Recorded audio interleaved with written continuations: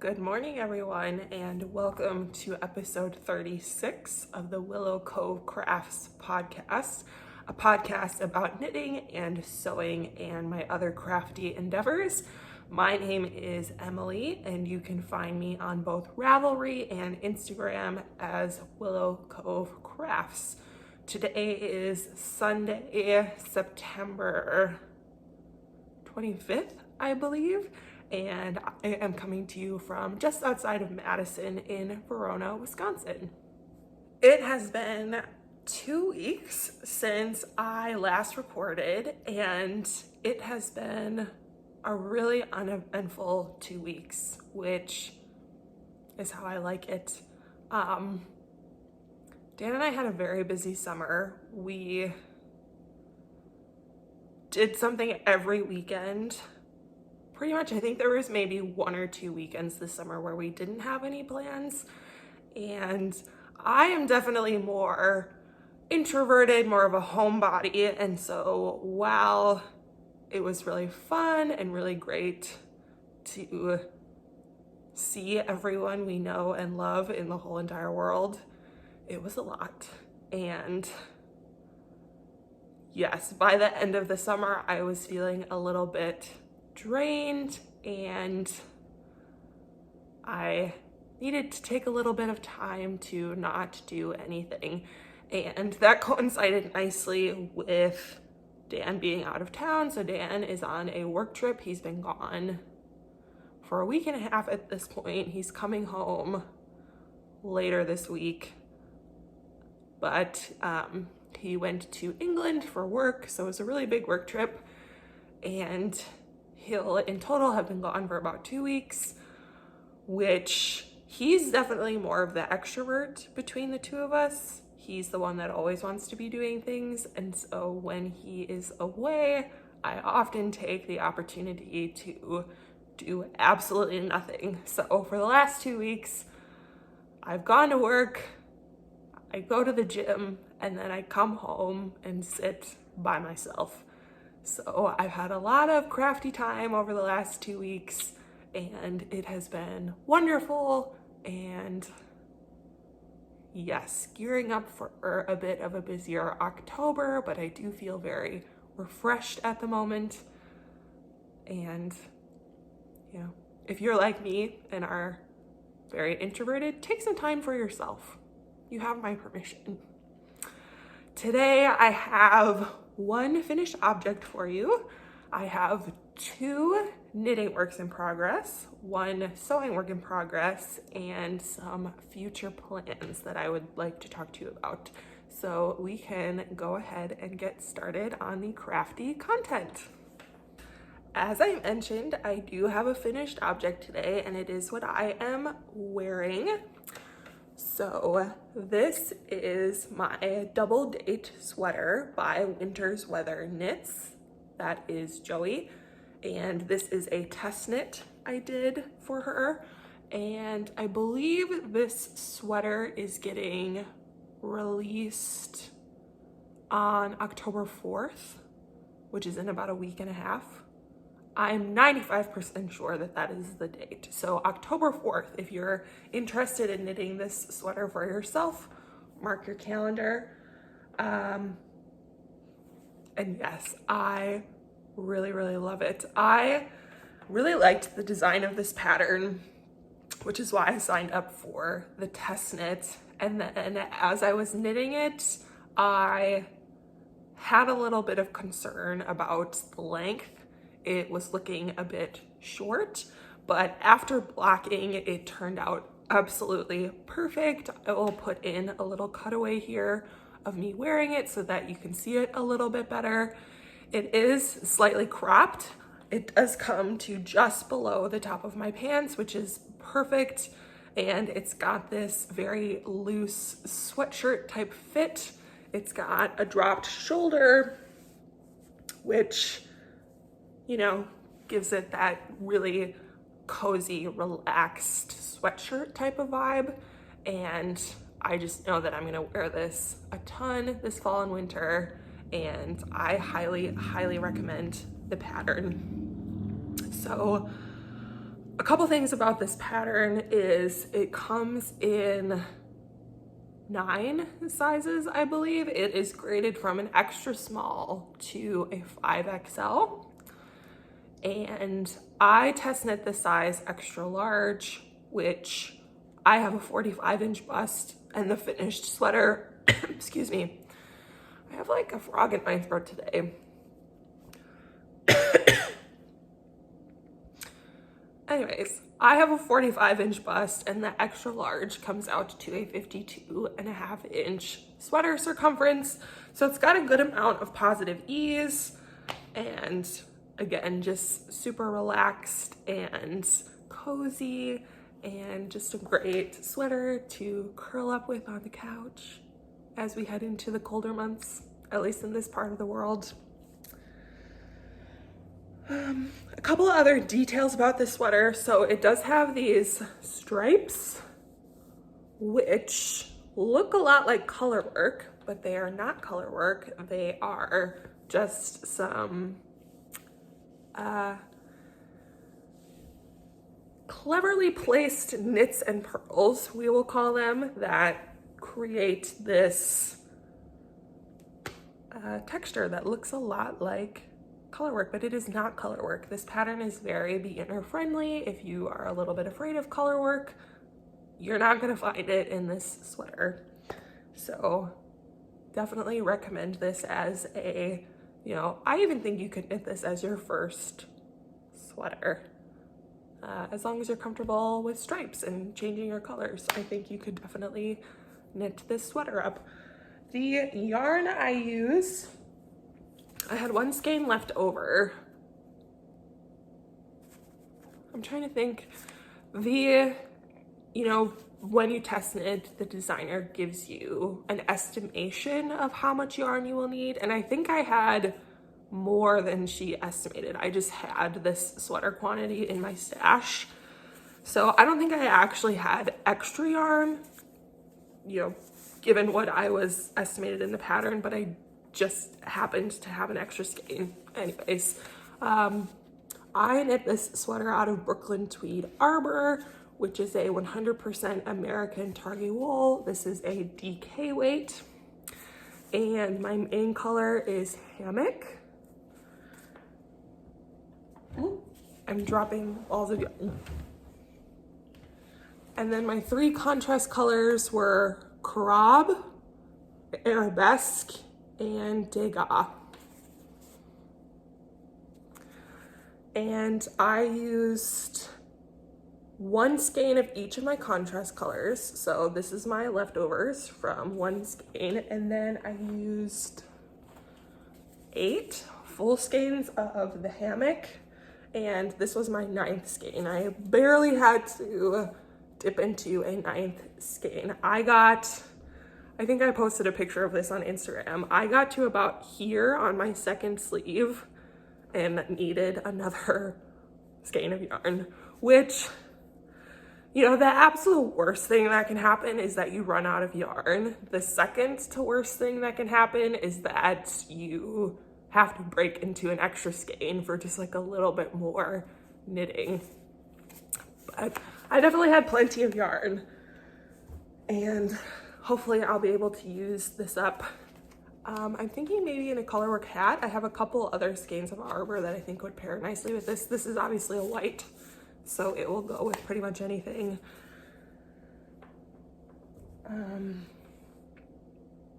Yes. Another detail to call out about this pattern, and I feel like I need to address this because I've talked about this before in a negative way. So I think in the past I have really poo-pooed the tubular cast on and bind off and thought it's not necessary, it doesn't make that big of a difference. And then this test knit called for, it actually calls for the Italian cast on and bind off, which I think is very, very similar. It's a type of tubular bind off. I don't actually know what the difference is. I know that there is some sort of difference, but I think visually they look very similar. So anyways, this pattern called for the Italian bind off, cast on and bind off. which again, you don't have to do, but I decided to give it a try because I was test knitting and wanted to knit the pattern completely as the designer intended. So I really forced myself to do that cast on and bind off, and it was a little fiddly. There was a little bit of a learning curve, but I have to say that I am definitely now a convert. I don't know if you're going to be able to see. This is my sleeve. And see, this is the problem. I've seen pictures and video of the tubular bind off and have thought, meh, I could take it or leave it. But seeing it in person and doing it and seeing the way that that stitch just kind of disappears over the top of your fabric was absolutely illuminating for me. And I do think this is going to be my new method of casting on and binding off. It is a little bit more time consuming than some of the other options, but I think I'm pretty sold on it. So, oh, it looks so nice. So anyways, if you were like me and don't think that the tubular bind off makes that big of a difference, maybe just try it just once and see what you think. Because I didn't think it was actually that tricky. I thought the cast on was harder and more finicky than the bind off. I really like that Italian sewn bind off. Just saying. It's a lot like Kitchener stitch, so if you absolutely hate Kitchener stitch, then maybe it's not for you. I don't mind Kitchener. I really like hand sewing, so doing a sewn bind off is, you know, kind of in that same realm. But yes, absolutely converted.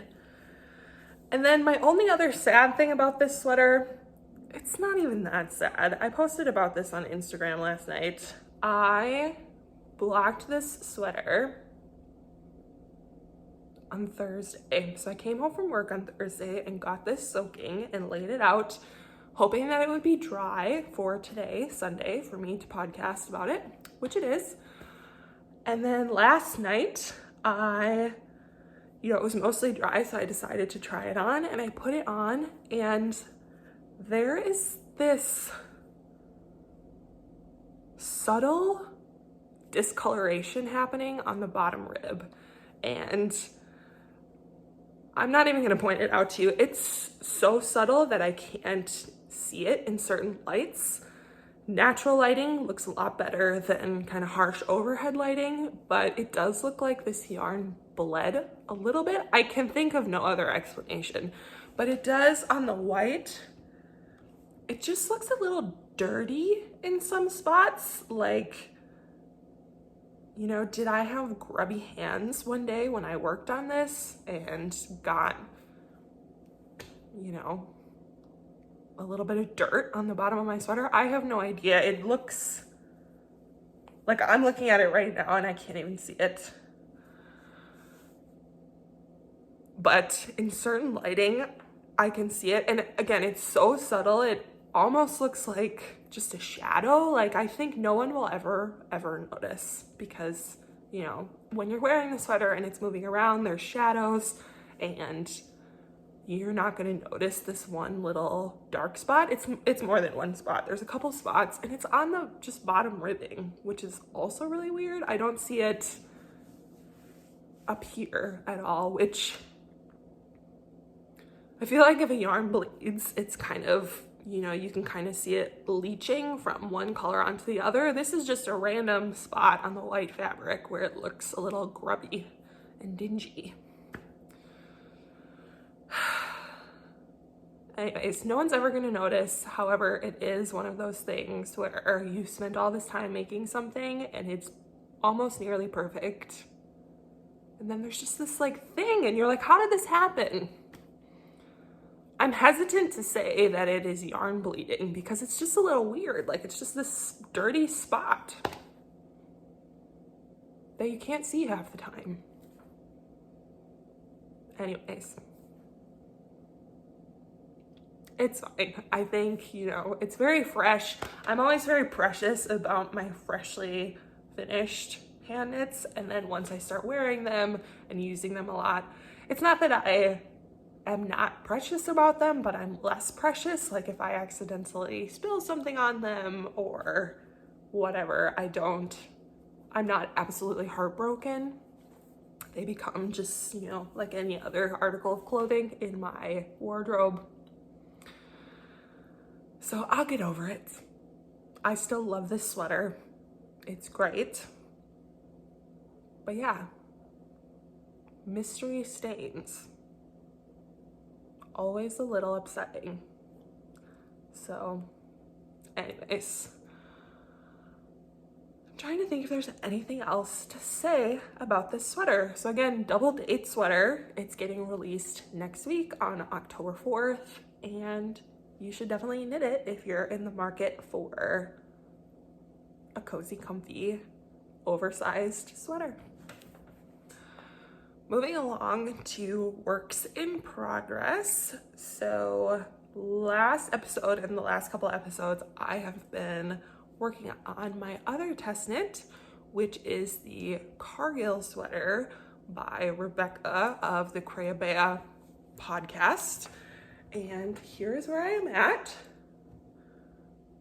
So last episode, I was working on the body, and I put about another inch onto the body, and then I finished up the skein of yarn I was on and decided to move along to one of the sleeves.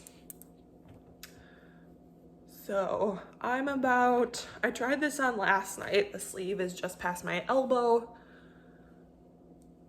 So I'm maybe about 2/3 done with the first sleeve.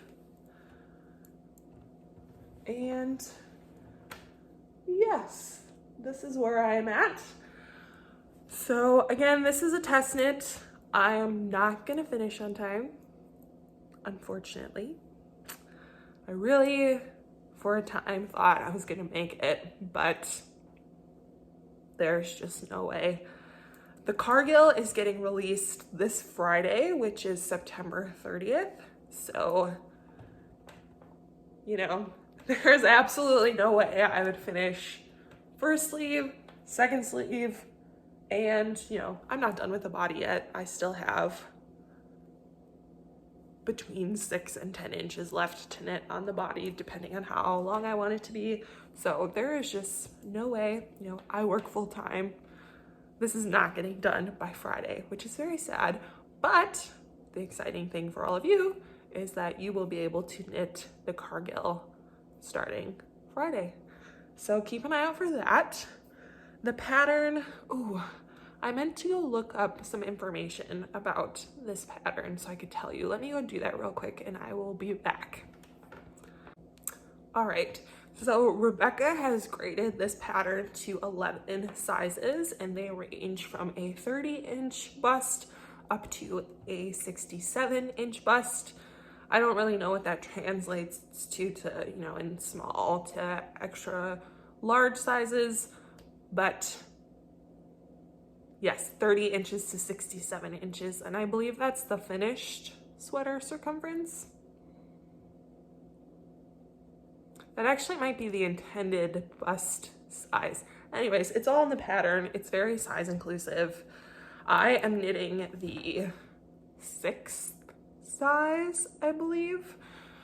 This sweater is intended to be much more form-fitting than the double date, and it's fitting perfectly. I'm really, really happy with how it's going. The stitch pattern on the sweater is this dip stitch, and then there's, you know, a little bit of ribbing in between, and so I feel like this stitch pattern just, it's not super tight like a true ribbing, but it does have a little bit of cinching that is happening, and so it's really flattering. I'm really excited to finish this one up.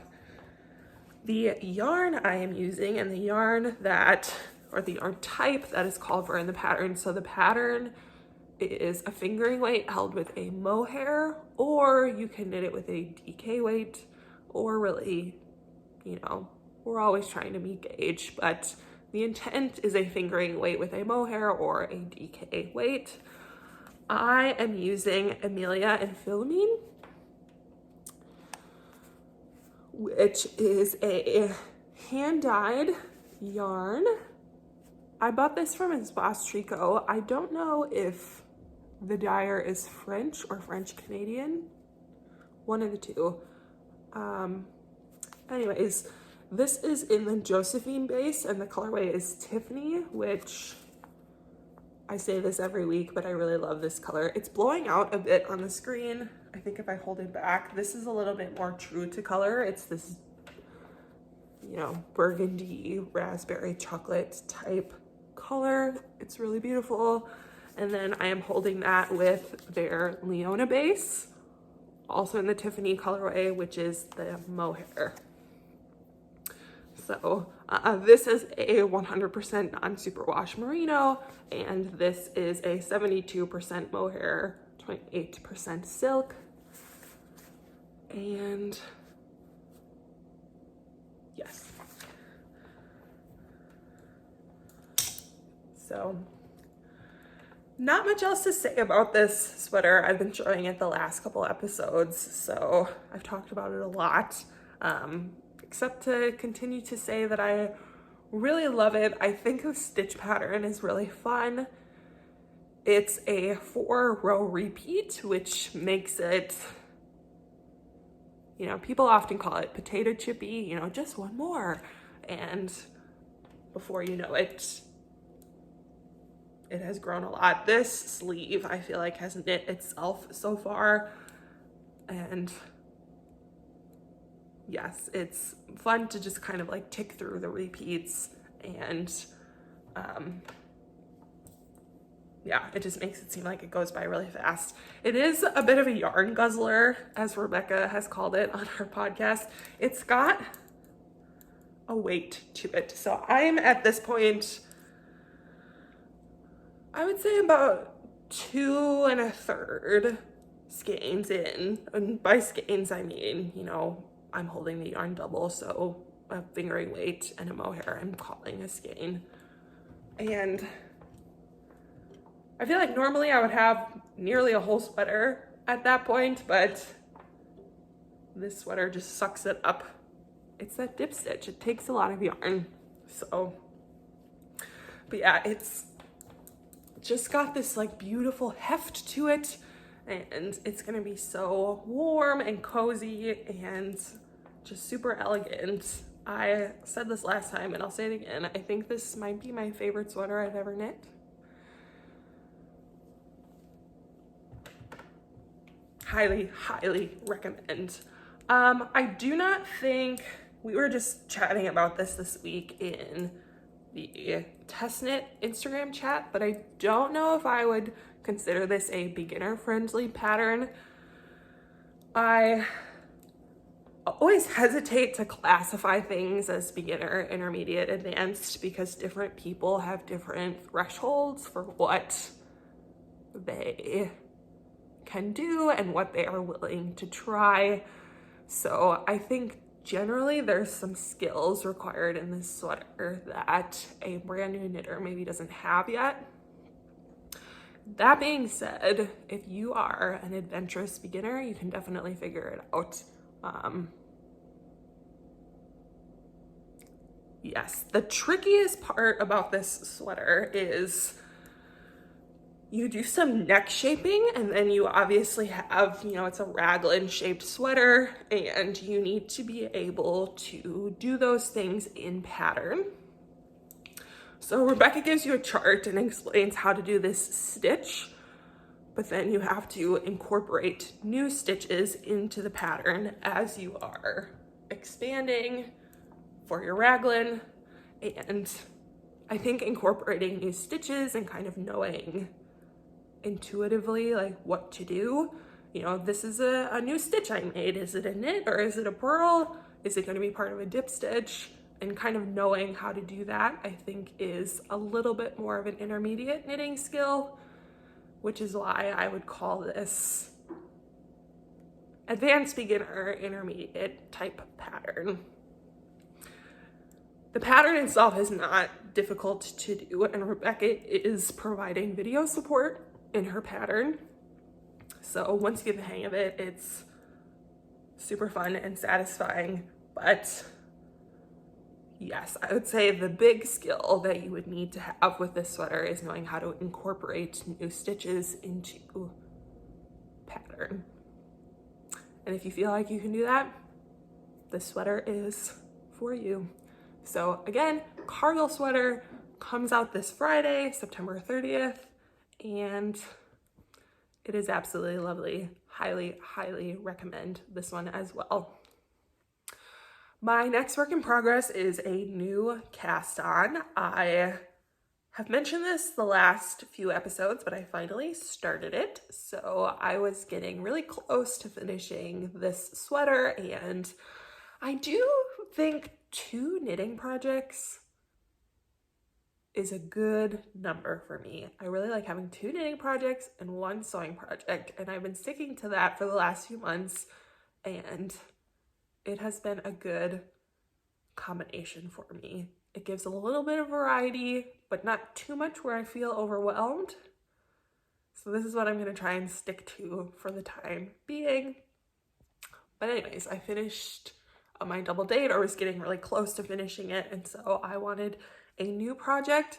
I wanted something small because the West Knits Mystery Knit Along is starting soon, and I will talk about that in a little bit, but I wanted something that I could maybe feasibly finish before that knit along started.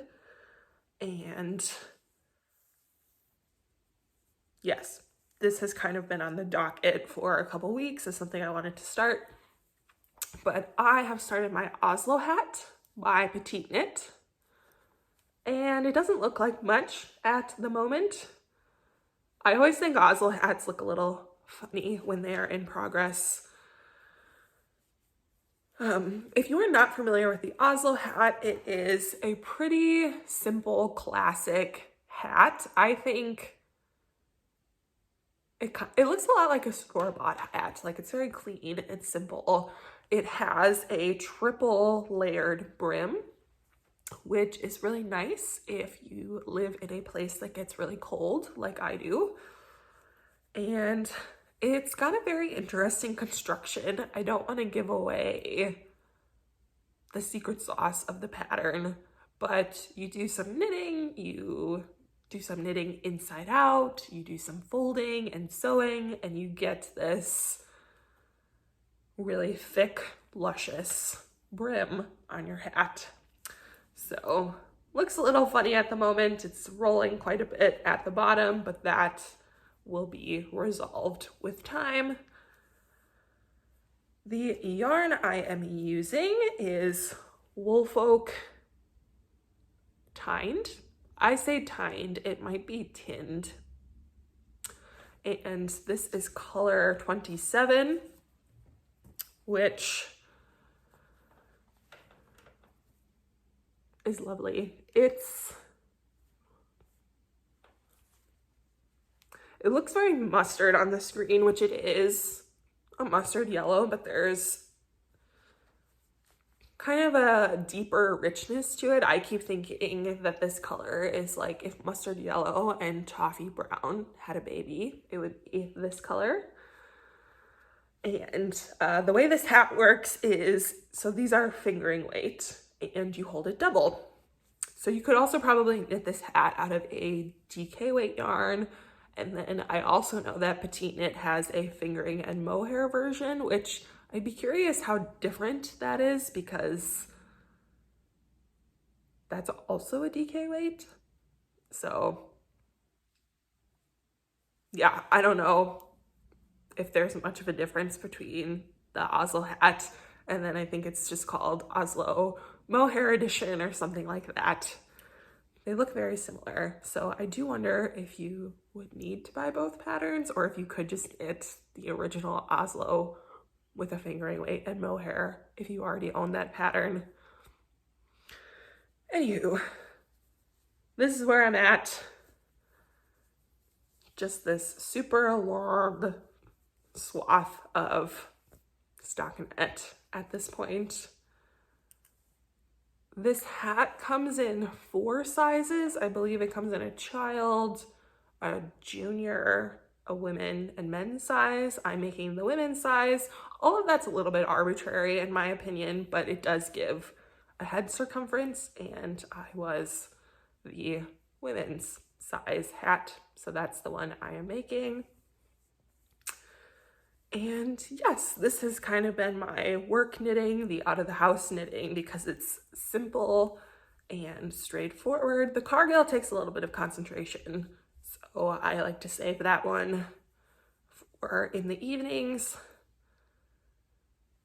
But yes, hopefully, you know, this was my progress for like half of this week, so hopefully this will grow pretty quickly and I will have a finished hat in the near future. And does it not look great with this sweater? Anyways, I love this color. A nice mustard yellow. Perfect fall color. Dan hates this color. I think I've mentioned that before, but like if Dan had to pick his least favorite color in the whole wide world, it would probably be mustard yellow. And I love this color, so we, you know, have a little commentary going on about that, but he does not have to wear this hat. It's for me. So anyways, Oslo Hat by PetiteKnit. Really happy with it. The Woolfolk Tynd, if you have never used this yarn, I highly recommend it. I have used this twice before. I held it double with another yarn to make a wrap, and then I also knit Dan a hat out of this maybe 2 years ago. And it's so soft. It feels like there's probably cashmere in it, but it's not. It's merino. And yes, I don't know if I've mentioned that this is a 100% merino yarn, fingering weight, and it's super soft. So definitely give it a try. It is a little bit on the pricier side, so maybe a bit of a splurge, but yes, highly recommend. I really like this yarn. It is a little prone to pilling, but like I said, I knit Dan a hat out of it about 2 years ago, and the bottom of the hat where it hits like the nape of his neck kind of rubs on his coat, and there's a little bit of pilling, but I have de-pilled it maybe twice and it's absolutely fine. I think that's kind of the trade-off with some of these really soft yarns, is you are gonna get some pilling, but there are solutions for that. So anyways, Oslo Hat by PetiteKnit. Hoping to finish this up in the next couple weeks. Up next is sewing. So last episode, I talked about my plans for a new quilt for my bed, and I had barely gotten started as of last episode, and I have made a lot of progress in the last 2 weeks. It doesn't look like much. It's not super impressive because it was a lot of cutting, but trust me when I say that this is hours and hours and hours of work. This is maybe, I don't know. I was gonna say that this is maybe what I worked on the most over the last 2 weeks. I don't know if that's actually true, but it was a significant chunk of my crafting time. Let me try and pick this up. So I am making a square patchwork quilt for my bed, and my bed is queen size, and I wanted to make a quilt that was somewhere between a queen and a king size, you know, in case I ever decide to get a bigger bed. Queen and kings are really close in size from what I can tell. I've looked at some common quilt measurements, and kings are just a little bit wider. I mean, obviously they're a little bit wider, but not as much as you would think. So I just kind of went ahead and cut all of my fabric and tried to see roughly how many squares I could get out of each of my pieces of fabric. And I ended up cutting 1,020 squares. 1,020, which was no small feat. It took a very long time. And 1,020, that will calculate out to 30 by 34 squares. And each of my squares is going to be 3 inches. So my final quilt should be 90 by 102 inches, which makes it a little bit bigger than a queen, but a little bit smaller than a king. So anyways, here are my, this is not even all of them, but here's my stack of squares. And I kind of sorted them out into low volume and more colorful stacks because as I'm sewing them together, I am going for a bit of a checkerboard. So something more colorful and saturated, and then the lighter colored squares. So it's definitely going to be super scrappy, but I do kind of visually want there to be a little bit of a checkerboard going on. So these are all of my just cut squares. And then I did start sewing some of them together. So here's my stack of squares that I started sewing. So again, I'm kind of pairing a lighter color with a more saturated color. I did 2 stacks. I'll split these out for you. So here's another stack. And then, yeah, I'll start joining. My plan is to join all of my horizontal strips, and then I will start joining the strips vertically. So yes, I'm not following a pattern. Square patchwork is pretty basic, pretty traditional. You can probably find a tutorial online very easily. The fabrics are a variety. I purchased all of these fabrics from Lo and Behold Stitchery. It was 2 separate bundles that I thought would look really nice together. And that is something I want to touch on really quick. When it comes to putting together fabric for a quilt, I feel a little bit lost because quilts have so many, not necessarily, but they can have a lot of different fabrics in them. And so I personally am really drawn to super scrappy quilts. I really like when quilts have lots of different types of fabric in them. But then when it comes time to put that fabric together, I feel completely lost. And so what I would recommend if you are interested in getting into quilting, specifically if you also really like scrappy quilts, is if you go on Etsy, or, you know, I have some standalone shops that I really like, but people sell bundles of fabric that they have put together, and it makes it really easy because you don't have to put the fabric together. You can just find something that you like and you'll know that it is cohesive and nice. So if you're kind of a beginner like me and are still not like super confident in your fabric selections, bundles are really nice because someone else who's a little bit more experienced has put together all of these fabrics for you. So anyways, Lo and Behold Stitchery is one of my favorite online fabric shops. She has some really gorgeous patterns too. And I don't think I bought these bundles with the intention of putting them together, but I bought them at the same time. So I bought 2 different fabric bundles from her, and then they came together and I held them up and was like, these would make a really nice quilt together. So that's what all of these fabrics are. So anyways, just a little tip if you want to get into scrappy quilt making but don't really know where to start with your fabric selection. I would go look on Etsy for, you know, half yard bundles, fat quarter bundles, and just see what you find. There's a lot of really, really great stuff out there. So yes, that is my quilt. It's gonna take a while. The pieces, you know, are rather small.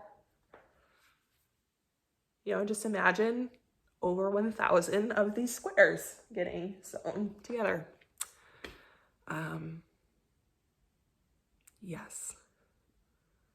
My sewing machine has been working great. If you've been watching for a while, you'll know that I was having a lot of problems with my sewing machine and got it serviced, and now it is working, which is a great thing. A great quality for a sewing machine to have is to be working. And I'm having a lot of fun. And yes, really excited to start to see the quilt top come together. The last thing I would like to talk about today is some upcoming knitting plans. This project will be cast on before I film next, so I just wanted to give you a little insight into it. So the West Knits Mystery Knit Along is coming up. I believe the first clue is released on October 6th, which is next week, Thursday. West Knits Mystery Knit Along. I was not going to do it this year. I've done it the last 2 years and I have not finished either of those shawls. I'm on the border of each of them. I have just kind of fizzled out on that last clue every year for the last 2 years. I do intend to finish them at some point, but yes, and I wasn't gonna do it. I've kind of come to the realization. So one of my big pushes this year was to try and knit more wardrobe staples. That includes more sweaters, you know, less shawls. You may have noticed I haven't really been knitting shawls lately. And yeah, also choosing items that I think would be very wearable, which tends to mean that they're a lot more basic, a lot more neutral. Those are the types of things I wear, and you know, basic and neutral are not words that I think any of us would ever use to describe Stephen West patterns.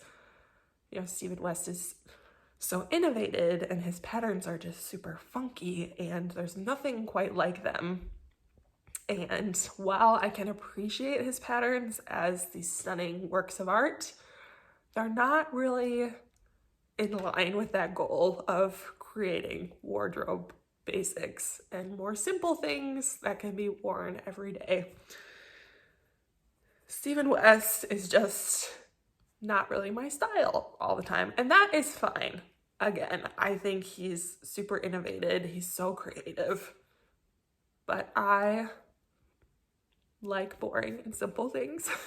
So yes, but I saw everyone picking out their yarn. This is what happens every year. I saw everyone picking out their yarn and I want to participate. And I was thinking about it and I was talking about it with one of my friends about how not everything has to be about the finished object.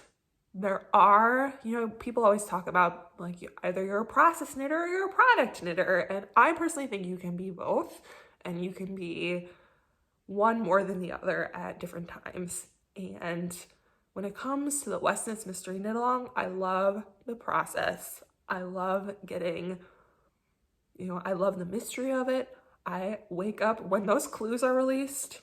I get up that morning. I am so excited to see what it looks like. I love seeing people's pictures on Instagram. I love the community and knowing that all of these people are knitting the same thing as me at the same time. It's just this really special process. And even though I know that the product is probably not something that I will wear a ton, I just think it's just too much fun. It's too fun to pass up. So I'm gonna do it. And I decided that this year's Mystery Knit Along I would give as a gift. Lucky for me, even though I'm rather, boring and neutral in my clothing choices. I have people in my life who are much more funky and adventurous in their clothing and accessory choices. And so I kind of had the thought, maybe I'll just keep participating and make some shawls for people that I know and love and would be much more likely to wear them than I would. And even if it ends up being just a piece of art, that's fine. I think it's well worth the process. The one kind of constraint I think I will put on myself this year and in the future, and this has actually held true the last couple of years I've participated, is I really want to use stash yarn. I never want to buy brand new yarn for the West Knits Knit Along, and if I don't have the yarn in my stash, I think that's when I will not participate. But I have so much yarn in my stash. I talked about this before. I have the biggest stash of anyone I've ever seen or met. Yeah, that is a whole nother topic. But I also have a lot of yarn that I bought. I've been knitting for over 10 years and my taste in yarn has changed a little bit.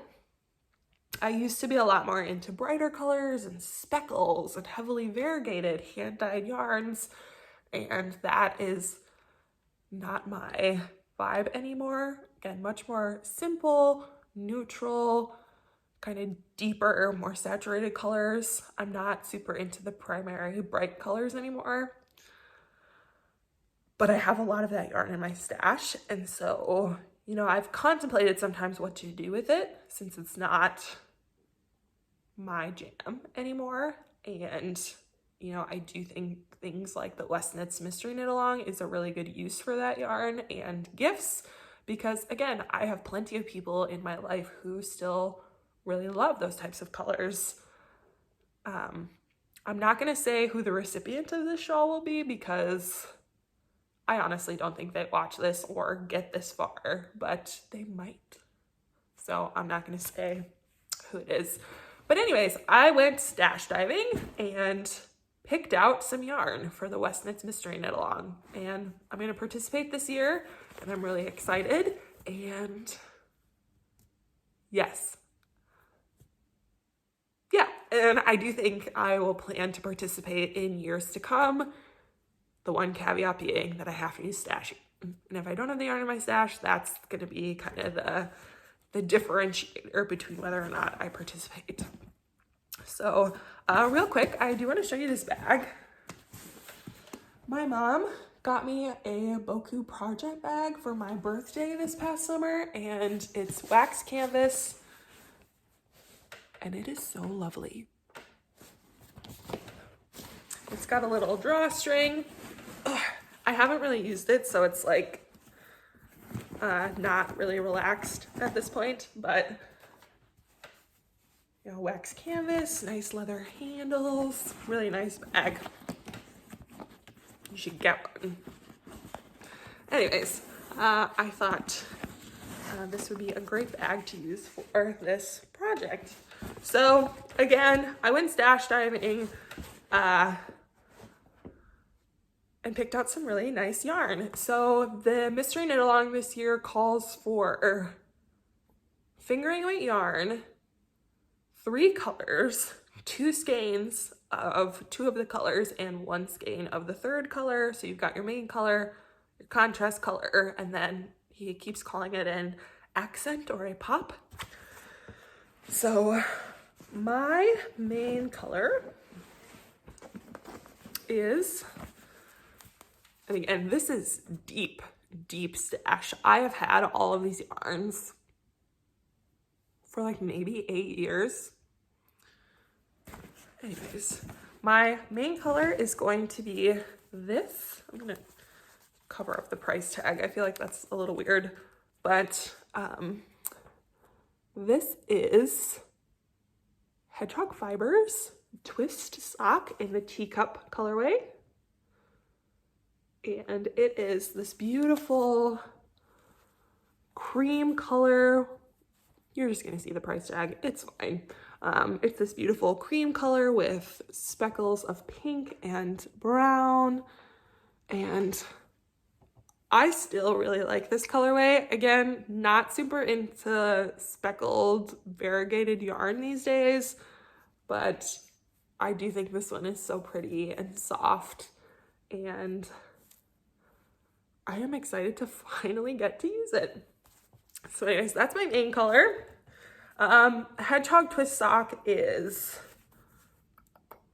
80% blue face Leicester wool, 20% nylon. That is my main color. My contrast color is also the Hedgehog Fibres twist sock in the Pheasant colorway.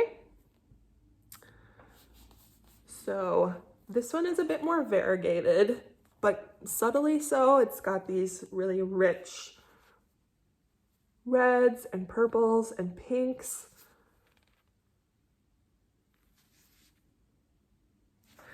And then my color pop is this skein, which is MadelineTosh Tosh Merino Light, which is a single ply yarn. This one is 100% superwash merino wool, and this is the color Spicewood. Again, I also really like this color.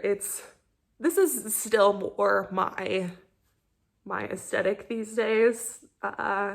Subtly, this one's more of a tonal, and just this beautiful orange. And so all together, let me see if I can hold all of these up at the same time.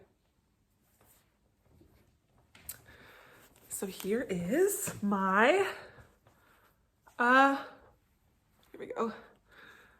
This is gonna be my West Knits Mystery Knit Along.